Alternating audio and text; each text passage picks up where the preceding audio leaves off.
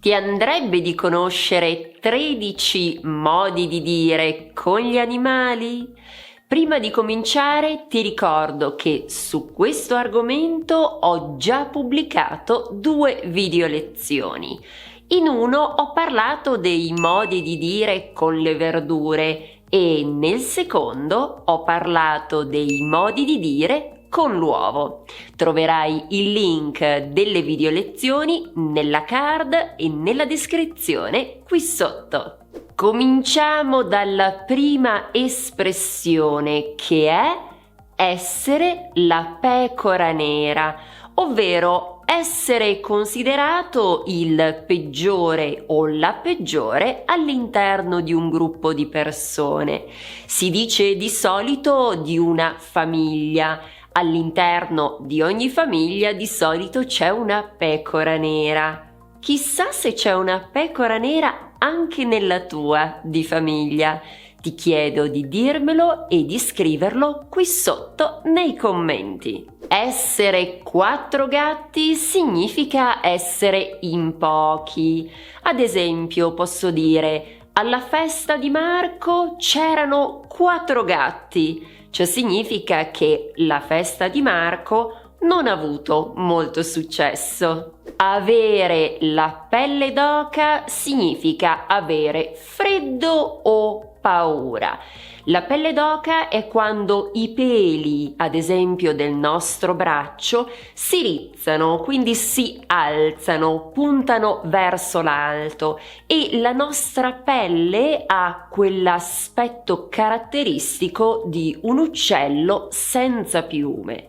Tipico, ad esempio, è dire: fa così freddo che ho la pelle d'oca. Avere una febbre da cavallo significa avere la febbre molto alta. Sai perché si dice così? Perché devi sapere che quando il cavallo ha la febbre, di solito la temperatura del corpo è molto alta, molto più alta rispetto alla temperatura corporea dell'uomo. Ecco perché quindi quando qualcuno ha la febbre, ad esempio a 40, si dice che ha una febbre da cavallo. Fare una vita da cani significa avere una vita difficile, una vita di stenti. Si dice così perché in passato effettivamente i cani stavano al freddo e avevano una vita sicuramente più difficile rispetto a quella di oggigiorno. Che vita da cani! È una cosa che si dice molto spesso in Italia. Sentirsi un pesce fuor d'acqua significa sentirsi estranei a un certo contesto, avere la sensazione di non far parte di quel contesto. È quello che succede, per esempio, quando si emigra in un altro paese. Molto spesso i migranti si sentono dei pesci fuor d'acqua, perlomeno all'inizio. Se quello che stiamo vedendo ti è utile, ti invito ad iscriverti a questo canale e ricorda anche di attivare la campanella, così riceverai una notifica ogni volta che una nuova video lezione è disponibile. E se lo vuoi, puoi anche iscriverti alla mia newsletter. Lo puoi fare gratuitamente sul mio sito elisabettamaccani.com. Qui gatta ci cova significa che qualcosa non torna, c'è qualcosa di strano, c'è qualcosa di misterioso. Devi sapere che il verbo covare si riferisce alle galline. È quello che fanno le galline quando stanno accovacciate sopra le uova. Il gatto fa questo? Il gatto cova? No, sarebbe assurdo pensarlo. Ed è per questo che questo modo di dire sta a indicare proprio qualcosa di molto strano. Ad esempio, una mamma che è in cucina e non sente più i bambini parlare o magari litigare tra di loro, potrebbe dire: che strano, qui gatta ci cova. Andare a letto con le galline significa andare a dormire presto. È quello che faccio io, perché di solito vado a letto con le galline, perché mi piace alzarmi presto al mattino. E tu?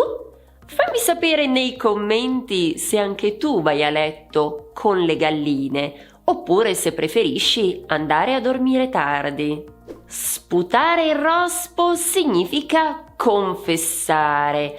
Prova ad immaginare, tu vuoi sapere qualcosa da un tuo amico, magari un suo segreto, o magari vedi che c'è qualcosa che lo preoccupa, però non ti vuole dire di che cosa si tratta.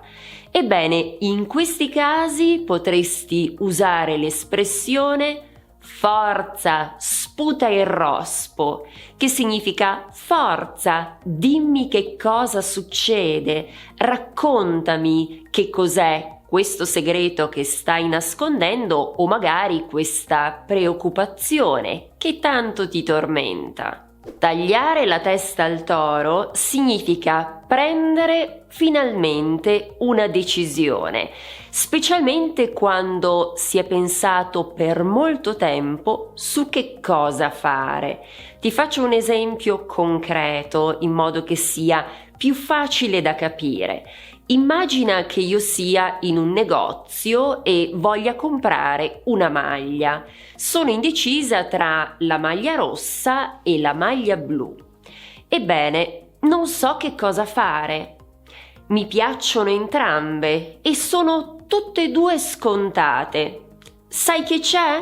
Tagliamo la testa al toro, le compro tutte e due. Prendere qualcuno a pesci in faccia significa trattarlo malissimo. Ad esempio, potrei dire: stamattina sono andata in un ufficio per chiedere delle informazioni e mi hanno trattata a pesci in faccia. Che maleducati! Non sentire volare una mosca significa che c'è un silenzio profondo. Durante l'esame gli studenti erano concentratissimi, non si sentiva volare una mosca. Cani e porci è un'espressione che si usa spesso in tono polemico o anche scherzoso e sta a indicare un insieme di persone molto eterogeneo, spesso un insieme di persone, come dire, non di grande qualità, che non hanno grandi meriti. Ti faccio un esempio in modo che tu possa capire l'uso di questa espressione. In Italia è frequente sentire, ad esempio, frasi così: in Parlamento oramai ci sono cani e porci.